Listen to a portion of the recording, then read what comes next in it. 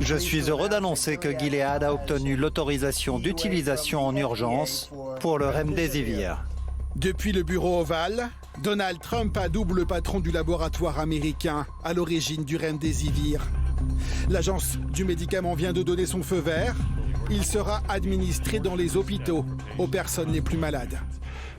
Pour nous assurer que rien n'empêche ces patients d'obtenir le médicament, nous avons décidé de faire don d'environ 1,5 million de flacons de remdesivir. Nous travaillerons avec le gouvernement pour déterminer la meilleure façon de distribuer cela aux États-Unis. Le généreux donateur va permettre de traiter au moins 140 000 patients américains. Car les stocks de Gilead sont pleins. Au mois de janvier dernier, avant même de savoir si ce médicament est efficace contre le Covid-19, le laboratoire décide d'en produire massivement.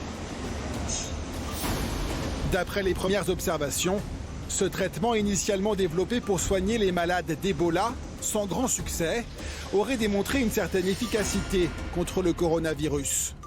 Plus d'1 millier de patients ont participé à un test américain de grande ampleur. C'est une bonne nouvelle.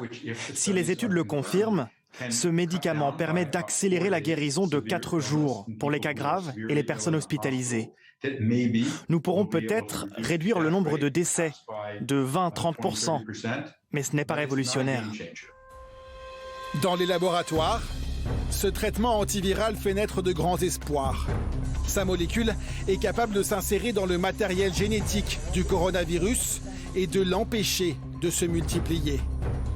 Prudent jusqu'ici, le sérieux conseiller de Donald Trump a validé la semaine dernière les résultats de l'étude américaine.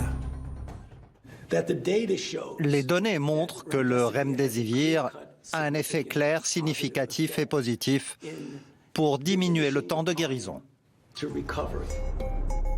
Une autre étude chinoise apporte des conclusions opposées. Selon elle, aucune différence significative n'est apparue entre les patients testés au remdesivir et ceux qui ont reçu un placebo.